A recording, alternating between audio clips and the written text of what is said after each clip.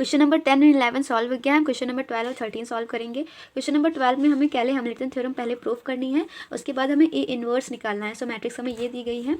उसके बाद तो सबसे पहले हम मैट्रिक्स को ए माइनस लेमडा आई के फॉर्म में लिख लेंगे। उसके बाद जो हमें मैट्रिक्स मिली थी उसका डिटर्मिनेंट निकालेंगे। डिटर्मिनेंट सॉल्व करने के बाद हमें ये इक्वेशन मिल जाएगी, क्यूबिक इक्वेशन मिलेगी। तो verify Cayley Hamilton theorem we have to show that the matrix A satisfy its character. सबसे पहले इस इक्वेशन में हम ए मैट्रिक्स रखेंगे।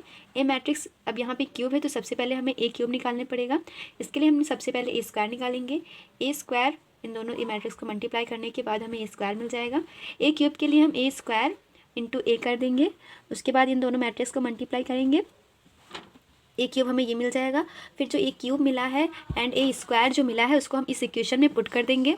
ये सारी मैट्रिक्स हमने उस इक्वेशन में पुट कर दी है। अब हम ये सारी मैट्रिक्स सॉल्व करेंगे। इन सारी मैट्रिक्स को ऐड करने के बाद हमें जीरो मैट्रिक्स मिल जाएगी।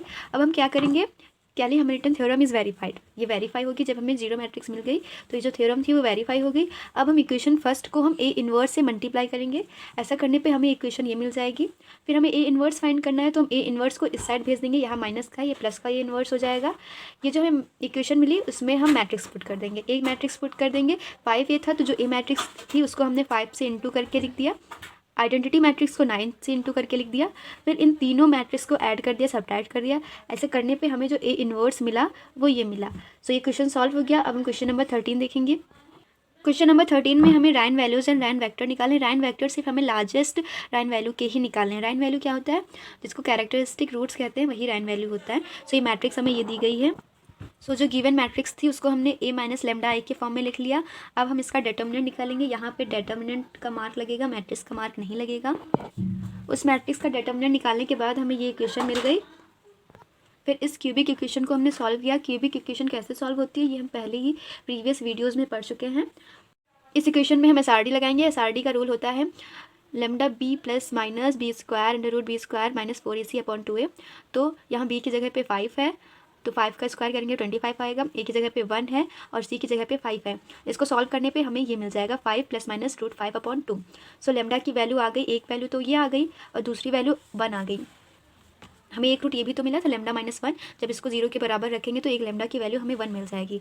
अब हमें सबसे ज़्यादा लार्जेस्ट वैल्यू की बेसिस पे राइन वेक्टर्स निकालने थे। तो लार्जेस्ट वैल्यू क्या होगी, यही होगी लार्जेस्ट वैल्यू। तो इसके बेसिस पे हमें राइन वेक्टर्स निकालने हैं। तो हमने रूट 2 को जब इसका रूट 2 मतलब सॉल्व किया उसके बाद हमें ये वैल्यू मिल गई जो कि ये वैल्यू अप्रॉक्स 2 के बराबर है। सो इस वैल्यू को हमने 2 मान लिया। फिर हमने क्या किया, 5 प्लस रूट 5 अपॉन 2 को t मान लिया। अब हमने क्या किया, इसको सॉल्व करने पे हमें 3.5 मिला। 3.5 को हम 3 भी लिख सकते हैं लेट।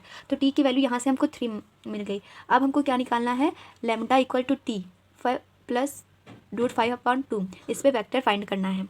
तो जहाँ पे लेमडा था वहाँ पे हम t रख देंगे। t की वैल्यू ये है। अब ये मैट्रिक्स मिल गई। अब हम इसकी इक्वेशन सॉल्व करेंगे। सो ये 3 इक्वेशन हमें मिल गई।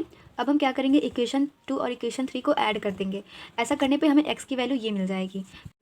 इस वैल्यू में x equal to 3 minus D Z upon T में हम t की वैल्यू 3 पुट करेंगे। इक्वेशन फर्स्ट है, इक्वेशन फर्स्ट से हमने देखा था t की वैल्यू 3 के बराबर है। ऐसा करने पे x 0 मिल जाएगा, z 0 मिल जाएगा। और फिर जब हम x 0 z 0 की वैल्यू 2 इक्वेशन सेकेंड इक्वेशन में पुट करेंगे, सेकेंड इक्वेशन ये है, तो हमें y की वैल्यू भी 0 मिल जाएगी। सो यही हैंस रिक्वायर्ड वेक्टर जो थे वो 0 वेक्टर था। जो लार्जेस्ट राइन वैल्यू थी उसके जो वेक्टर आए थे वो 0 वेक्टर आए थे। सो ये क्वेश्चन भी सॉल्व हो गया है। Thank you so much for watching. अगर वीडियो अच्छी लगे then subscribe my channel and press the like button.